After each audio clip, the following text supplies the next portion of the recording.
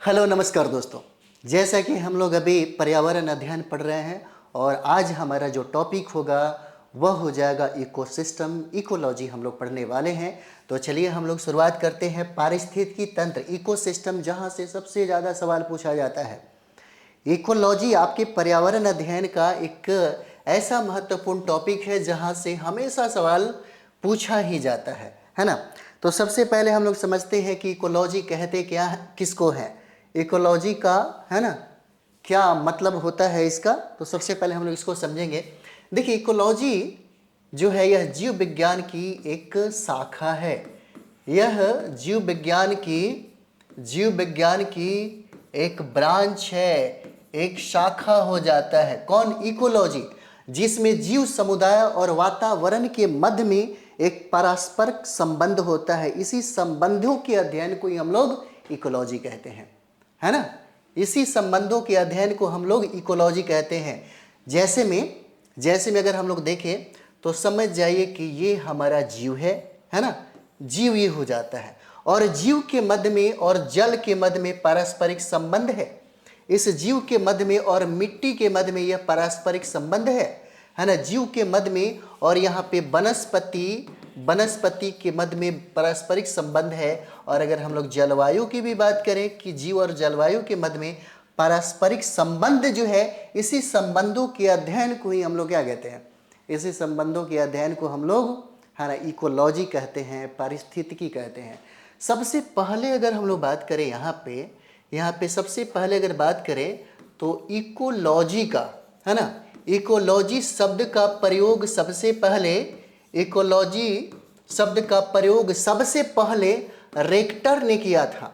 Rector ने 1865 ईस्वी में इस शब्दों का प्रयोग किया था, इकोलॉजी का, है ना। इकोलॉजी शब्द का प्रयोग सबसे पहले रेक्टर साहब के द्वारा किया गया और यह प्रयोग 1865 में किया गया। 1869 ईस्वी की अगर हम लोग बात कर दें तो अर्नेस्ट हेकल नाम का एक, है ना, अर्नेस्ट हेकल नाम का एक वैज्ञानिक थे, है ना। हेकल नाम है, अर्नेस्ट हेकल ने इसे 1869 ईस्वी में इसका परिभाषा बहुत ही व्यापक रूप में दिया।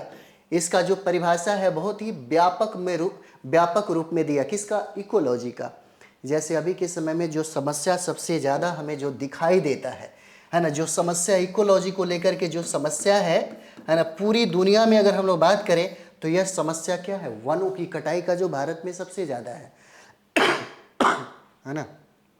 सॉरी, एक तरफ तो हम वन को लगाने की बात करते हैं और दूसरी तरफ हम वनों की कटाई करते हैं, जिसके वजह से इकोलॉजी जो है उसमें असंतुलन पैदा हो जाता है। इसी संतुलन को बेहतर बनाने के लिए हम लोगों के द्वारा, सरकार के द्वारा एक जागरूकता अभियान भी चलाई जाती है। जैसे अगर हम लोग बात करें समस्या की, तो समस्या में क्या हो जाता है? वनों की कटाई, है ना, वनों की कटाई हो जाता है। फिर हम लोग बढ़ेंगे अपने प्रश्नों के तरफ में, है ना। जैसे प्रदूषण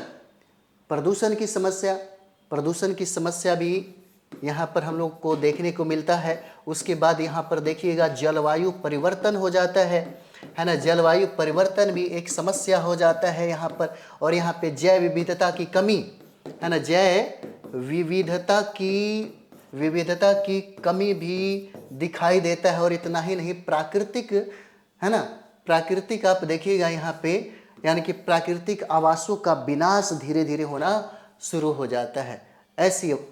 इस तरह से ये समस्या जो है सबसे ज़्यादा विकराल रूप धारण किए जा रहा है।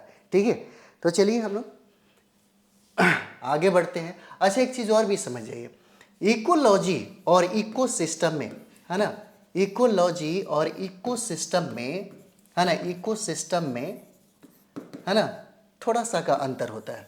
इकोलॉजी और इकोसिस्टम में पारिस्थितिकी तंत्र, है ना, तंत्र ये बहुत बड़ी चीज़ हो जाता है।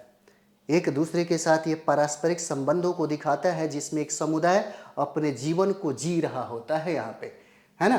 तो चलिए हम लोग प्रश्न के माध्यम से करते रहेंगे इस चीज़ को।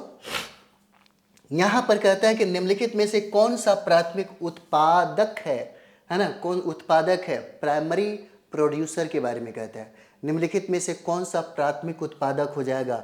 क्या सेर होगा या घास होगा या कवक हो जाएगा या बैक्टीरिया हो जाएगा? तो यहाँ पे जो प्राथमिक उत्पादक जो है यह घास हो जाता है ना। ये घास देखिए, घास हो जाएगा आपका, है ना, घास हो जाएगा प्राथमिक उत्पादक, है ना, प्राथमिक उत्पादक हो जाएगा। पूछा जाता है, बहुत इंपॉर्टेंट है, ये घास जो है आपका प्राथमिक उत्पादक हो जाएगा। यहाँ पे देखिएगा, इस गाय को खाता कौन है भाई? गाय, है ना, खरगोश, गाय खरगोश, है ना। तो ये हमारा द्वितीय उत्पादक हो जाता है, द्वितीय उत्पादक हो जाता है ना। और इन लोगों को खाता कौन है? तो ये खाता है शेर, भेड़िया, है ना, भेड़िया और चीता। तो ये जो उत्पादक है जिसको हम लोग तृतीय उत्पादक कहते हैं, तृतीय उत्पादक, है ना। और मानव जो है आज आदमी इस दोनों में आता है, सर्वाहारी, सब कुछ खाता है, सबको खा जाएगा मानव, है ना, सर्वाहारी में आता है। ठीक है, तो यहाँ पे आप लोग समझ गए होंगे। निम्नलिखित में से कौन सा प्राथमिक उत्पादक है? देखिए, आपके पीआरटी के पेपर में बहुत ज्यादा गहराई वाला प्रश्न नहीं पूछता। अगर इतना समझ जा रहे हैं तो आपके सारे के सारे 10 प्रश्न जो पूछे जाते हैं ना, वो सब के सब बन जाएंगे, एकदम बहुत बढ़िया तरीके से बनेंगे। ठीक है, तो इसको अच्छे तरीके से पढ़िए। ठीक है, चलिए आगे हम लोग बढ़ते हैं। यहाँ पे प्राथमिक उत्पादक में जैसे पौधे सूर्य के प्रकाश का उपयोग करके प्रकाश संश्लेषण द्वारा भोजन बनाते हैं, यहाँ पे, है ना। चलिए आगे हम लोग बढ़ते हैं। नेक्स्ट हमारा सवाल हो जाएगा यहाँ पे दूसरा नंबर सवाल।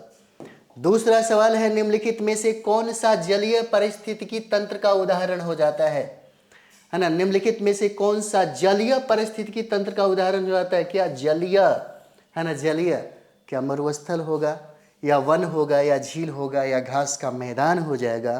तो यहाँ पे आंसर इसका झील हो जाता है ना, झील आंसर होगा। क्यों? तो यहाँ पर कहता है कि जलीय पारिस्थितिकी तंत्र में बताइए। तो जलीय पारिस्थितिकी तंत्र में इसको याद रखिए, तालाब, झील, नदियाँ, है ना, और महासागर शामिल होते हैं यहाँ पे जलीय पारिस्थितिकी तंत्र में, है ना। जलीय पारिस्थितिकी तंत्र में तालाब, झील, नदियाँ और महासागर को शामिल किया जाता है। और इसीलिए प्रश्न पूछा है कि जलीय पारिस्थितिकी तंत्र का उदाहरण बताइए, क्या होगा, है ना। मरुस्थल तो नहीं होगा, वन भी नहीं होगा, घास का मैदान भी नहीं होगा, क्योंकि जलीय पारिस्थितिकी तंत्र में इसको याद रखिए, तालाब, झील, नदी और महासागर, है ना। इस तरह से याद रखिएगा तो निश्चित तौर पे आपसे बन जाएगा। चलिए आगे हम लोग बढ़ते हैं। अगला प्रश्न, अगला प्रश्न हो जाएगा कि खाद्य श्रृंखला में सबसे ऊपर कौन होता है ना। खाद्य श्रृंखला में सबसे ऊपर कौन सा होता है ना। खाद्य श्रृंखला में सबसे ऊपर पूछ रहा है कि कौन सा होता है? क्या उत्पादक होता है या शाकाहारी होता है या मांसाहारी होता है या अपघटक हो जाता है? निम्नलिखित में से कौन सा होगा, है ना। ये प्रश्न है और इम्पोर्टेंट है ना, बहुत बेबी आई है। खाद्य श्रृंखला में सबसे ऊपर कौन होता है? तो यहाँ पर देखिए मांसाहारी हो जाता है सबसे ऊपर, इसका आंसर सी हो जाएगा। मांसाहारी जैसे शेर और, है ना, चील, ये खाद्य श्रृंखला के शीर्ष पर होते हैं ये। चलिए आगे बढ़ते हैं। नेक्स्ट हम लोग यहाँ पर देखेंगे, नेक्स्ट हो जाएगा, निम्नलिखित में से कौन सा अपघटक है ना। कौन सा अपघटक हो जाते हैं यहाँ पर? निम्नलिखित में से क्या गाय होगा या कवक या सांप या मछली हो जाते हैं, है ना। निम्नलिखित में से कौन सा अपघटक हो जाते हैं? तो यहाँ पर कवक हो जाएगा इसका आंसर, है ना। जैसे अपघटक की बात करें तो कवक और बैक्टीरिया, आप देखते हैं जानवर जब मर जाते हैं और मरने के बाद जब सड़ गल जाते हैं ना, तो उसको खा करके ख़त्म करने वाला ये कवक और बैक्टीरिया है। और ये सारे के सारे फिर से वो मिट्टी में विलीन हो जाते हैं और यही मिट्टी में पोषक तत्व भरपूर मात्रा में पाया जाता है। और यही ये सिस्टम है किसका? इकोलॉजी का। और ये क्रम जो है, ये साइकिल जो है ना, ये साइकिल जो है वो चलते रहता है साइकिल, है ना। ये साइकिल चलते रहता है, इकोसिस्टम, है ना, यही कहता है। ये अपघटक जो है कवक, बैक्टीरिया यानी कि मृत जीवों को विघटित करके पोषक तत्वों को वापस मिट्टी में मिलाता है। ठीक है, चलिए आगे हम लोग बढ़ते हैं।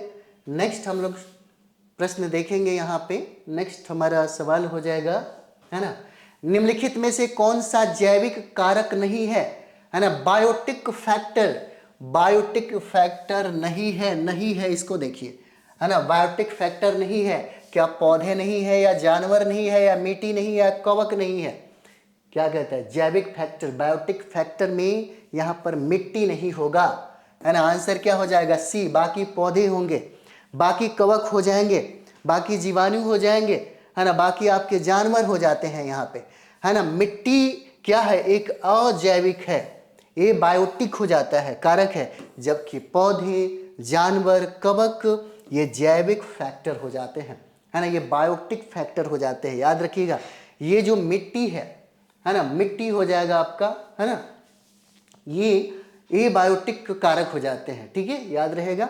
चलिए आगे हम लोग बढ़ते हैं।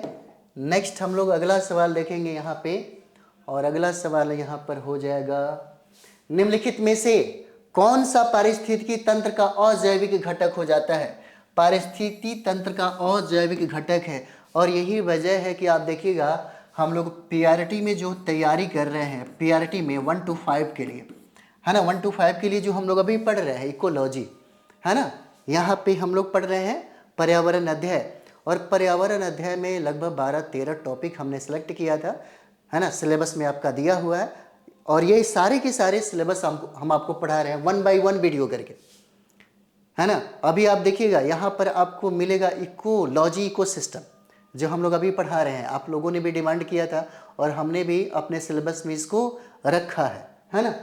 तो बाकी 10-12 जो टॉपिक है जहाँ से हम लोग पढ़ लें तो फिर हमें कोई परेशानी नहीं होगा और कोई प्रॉब्लम नहीं होगा। और ये इकोलॉजी जो है ना, आपके SCERT की किताब में भी दिया हुआ है ना, NCERT के बुक में भी दिया हुआ है, SCERT के बुक में भी दिया हुआ है। अगर आपको पास टाइम है तो पढ़िए, इससे बढ़िया मटेरियल कहाँ मिलेगा आपको।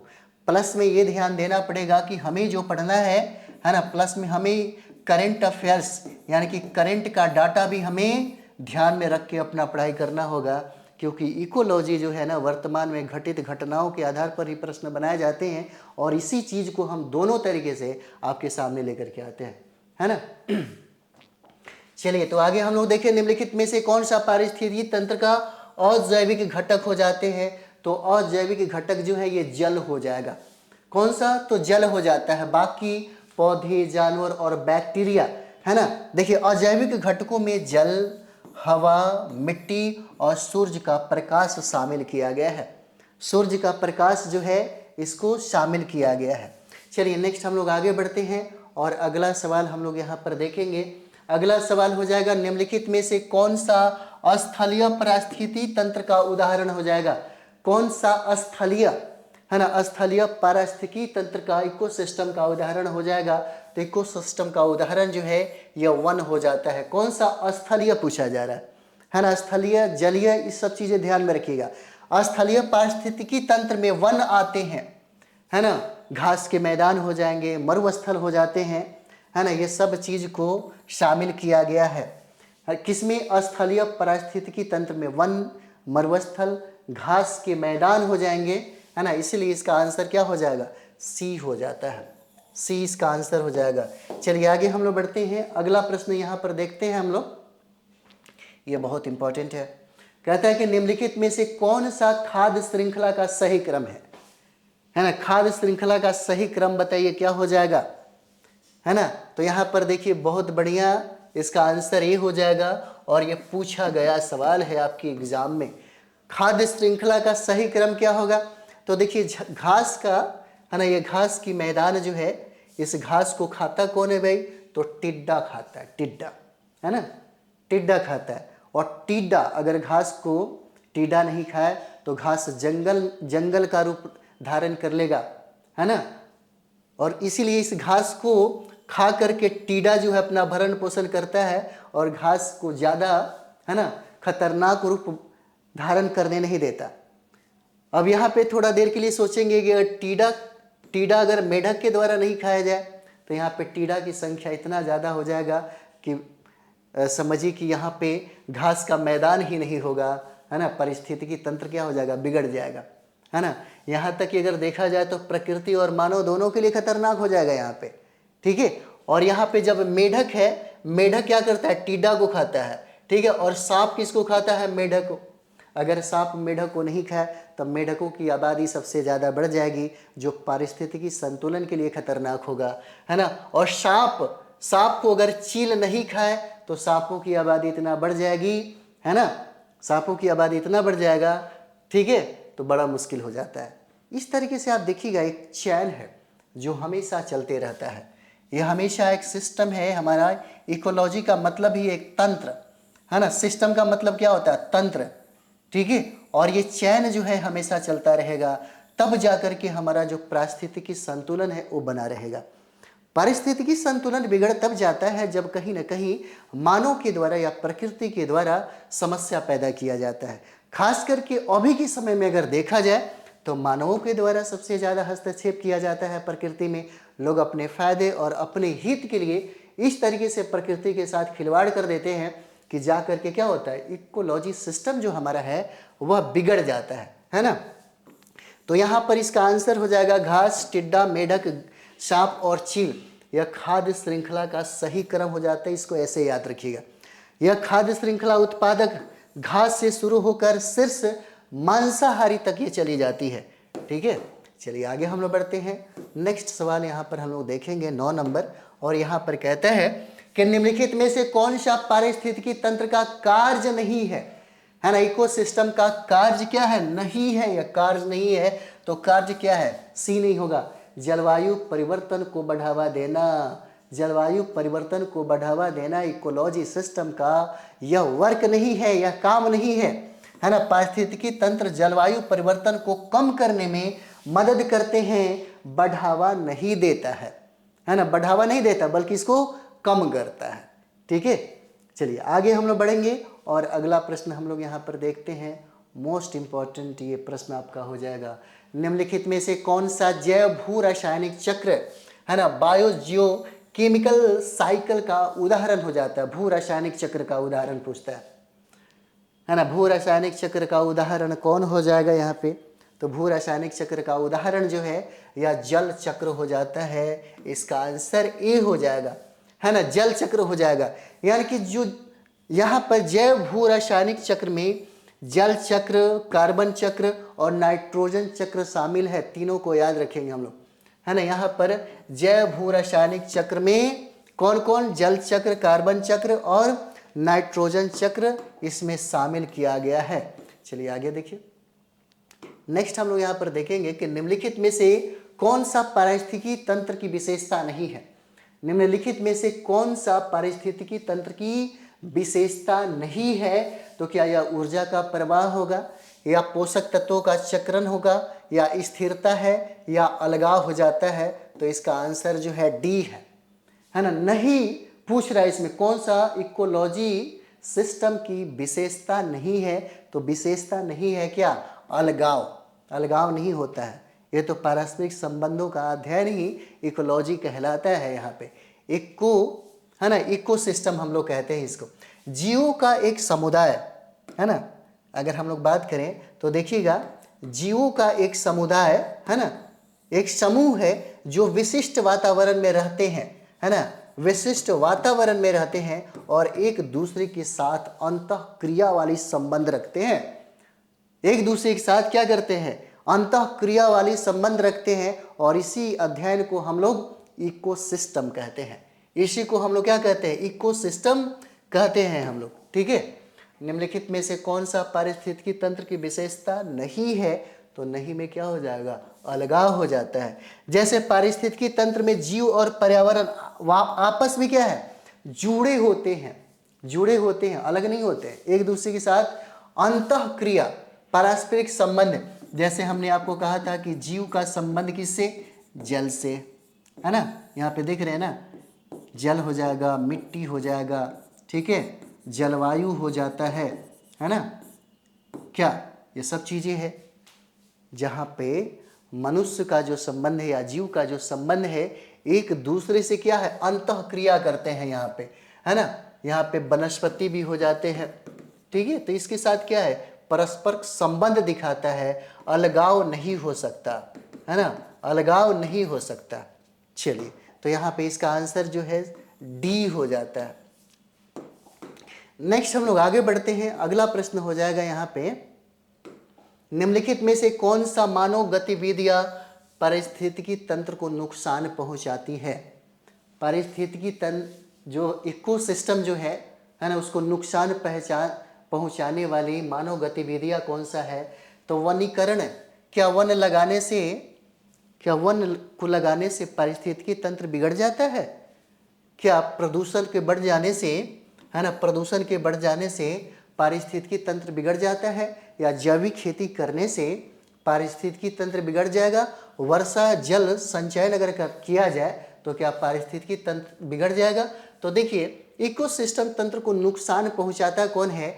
अगर आप कॉमन सेंस भी लगाइएगा तो यकीन है आप इसको बना लीजिएगा। क्या है ये? प्रदूषण, पॉल्यूशन, है ना। इसका आंसर क्या हो जाएगा?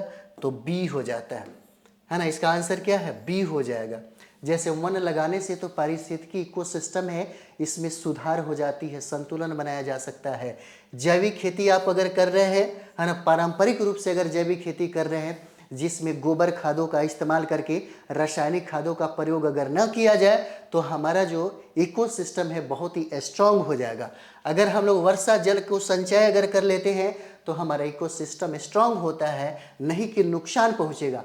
नुकसान तब पहुंचेगा जब प्रदूषण बढ़ जाएगा, नुकसान तब पहुंचेगा जब जलवायु परिवर्तन दिखाई देगा, नुकसान तब होगा जब हम वन लगाने के बगैर वन को ज़्यादा से ज़्यादा कटाई करेंगे, नुकसान जब होगा जब जैव विविधता में कमी आ जाएगी, नुकसान तब होगा जब प्रकृति जो है आपसों में क्या हो जाएगा? विनाश होना शुरू हो जाएगा।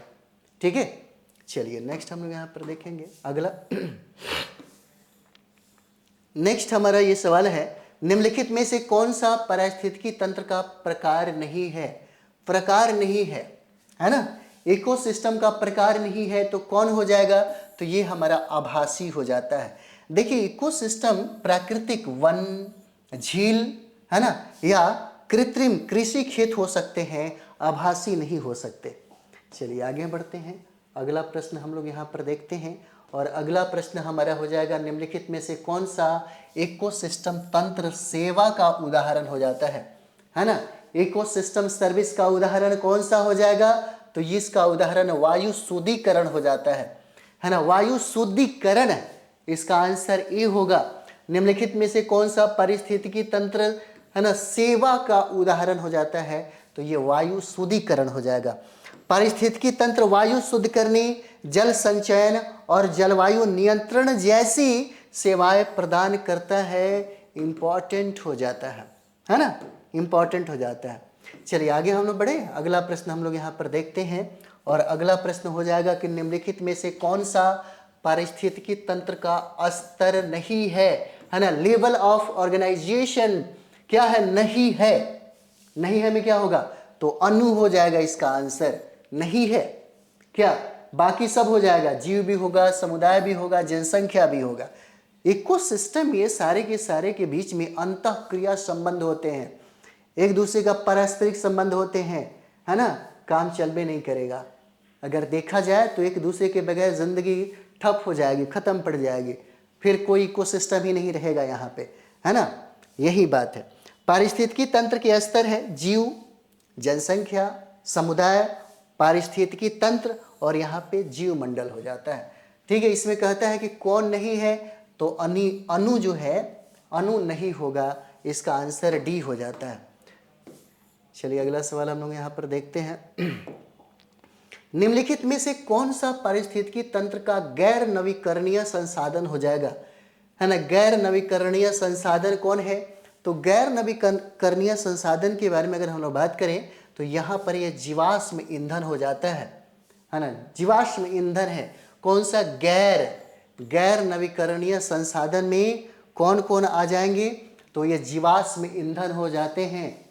जीवाश्म ईंधन की अगर हम लोग बात करें तो कोयला हो जाएगा, पेट्रोल हो जाते हैं।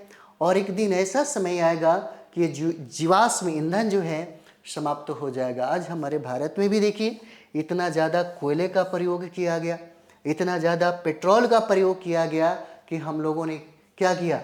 हम लोगों ने सबसे ज़्यादा किसी और देश पर निर्भर हो गए। ये जो हमारा जीवाश्म ईंधन है एक दिन ये समाप्त हो जाएगा, और यही वजह है कि इस ऊर्जा का जो स्रोत है ये हमारा, है ना, जो कहे तो हम लोगों ने इस बात को समझा, और यही वजह है कि हमारा जो देश है नवीकरणीय ऊर्जा की ओर अग्रसर हो रहा है ना, नवीकरणीय है, जबकि जल, वायु और सौर ऊर्जा क्या है, ये हो जाएगा नवीकरणीय ऊर्जा, है ना। ये हमारा नवीकरणीय ऊर्जा है। जैसे जल से, वायु से और सौर ऊर्जा से आप देखते हैं ऊर्जा बनाई जा रही है, सूर्य की रोशनी से, जल से, पवन से, ये सब का सब क्या है, तो ये नवीकरणीय ऊर्जा हो जाता है। नवीकरणीय, है ना, नवीकरणीय ऊर्जा है, ऊर्जा। यहाँ से भी प्रश्न पूछे जाते हैं आपसे। चलिए नेक्स्ट हम लोग यहाँ पर देखेंगे, निम्नलिखित में से कौन सा पारिस्थितिकी तंत्र का संरक्षण उपाय है। संरक्षण उपाय कौन सा हो जाएगा। अगर पारिस्थितिकी तंत्र बहुत बिगड़ रहा है, असंतुलन ज़्यादा होने लगा है, समस्या सबसे ज़्यादा दिखाई देने लगा है ना, और ये समस्या जब दिखेगा तो यहाँ पे बहुत सारा चीज़ें बदलाव हो जाएगा, है ना। लोग जो ज़िंदगी जीते हैं, चाहे वो जानवर हो, चाहे पशु पक्षी हो, चाहे वो इंसान हो या कोई भी हो, है ना, असर पड़ेगा ही पड़ेगा, और भयानक असर पड़ता है इस पर। और इसी चीज़ की कमी को दूर करने के लिए हमको क्या करना चाहिए, तो कमी को दूर करने के लिए हमें वनीकरण करना चाहिए, ताकि ज़्यादा से ज़्यादा वन लगाया जा सके।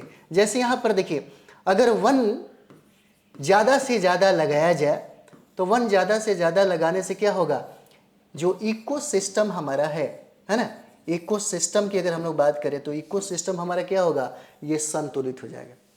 दूसरी बात ये है, जो हम लोग हमेशा प्रदूषण की बात करते हैं कि बहुत ज़्यादा प्रदूषण है, या प्रदूषण की समस्या से हम लोग क्या करेंगे, निजात पालेंगे, है ना। ग्लोबल वार्मिंग की जो समस्या है, जैव विविधता की जो समस्या है ना, वो सारी की सारी समस्या आपको एक ही चीज़ से हल हो जाएगा, वन लगाने से, है ना। अभी शुद्ध ऑक्सीजन की प्राप्ति हमें नहीं हो पाता, है ना, शुद्ध ऑक्सीजन की जो प्राप्ति नहीं हो पाता, है ना, इस चीज़ को भी हम लोग हल कर सकते हैं। और इतना ही नहीं, हम अपने वायुमंडल में जो परतें हैं, है ना, जिसको हम लोग क्षोभ मंडल कहते हैं, क्षोभ मंडल में जहाँ से अल्ट्रावायलेट किरणों को रोकने की क्षमता होती है, जिसके वजह से हम लोग देखते हैं ना, जिसके वजह से जो हानिकारक जो है ना किरणें हैं वह नहीं आ पाती, उसको हम लोग क्षति पहुंचाते हैं। अगर वो क्षति होना खत्म हो जाए, बंद हो जाए, है ना, क्लोरोफ्लोरोकार्बन के द्वारा, तो सोचिए हमारा जो इकोसिस्टम है, हमारा जो जैव प्रौद्योगिकी, हमारा बहुत सारा चीज़ है ना, उस धीरे धीरे क्या हो जाएगा, ठीक हो जाएगा।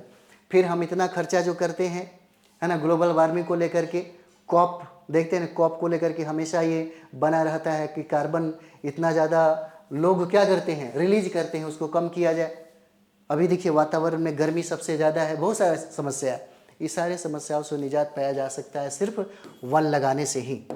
चलिए आगे हम लोग बढ़ते हैं। वनीकरण, जल संरक्षण और प्रदूषण नियंत्रण पारिस्थितिकी तंत्र के संरक्षण के ये उपाय हो जाते हैं, ठीक है। उसके बाद यहाँ पर हम लोग देखेंगे, निम्नलिखित में से कौन सा पारिस्थितिकी तंत्र का खतरा नहीं है। खतरा नहीं है ना, तो खतरा नहीं है कौन हो जाएगा, वनीकरण हो जाएगा।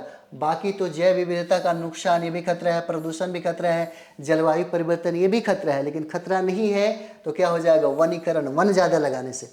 वनीकरण पारिस्थितिकी तंत्र के लिए लाभदायक होता है, जबकि अन्य विकल्प खतरे पैदा करते हैं यहाँ पे, है ना। चलिए नेक्स्ट हम लोग देखेंगे अगला सवाल।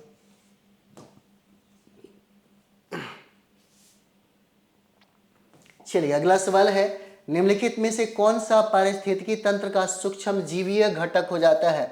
सूक्ष्म जीवीय घटक कौन हो जाएगा, तो ये हो जाता है बैक्टीरिया, है ना। बैक्टीरिया सूक्ष्म जीव, बैक्टीरिया, कवक, है ना। आप देखते हैं जानवर हो या पशु पक्षी जो भी मर जाए, है ना, उसको खत्म करने का काम जो है बैक्टीरिया और कवक करते हैं, है ना।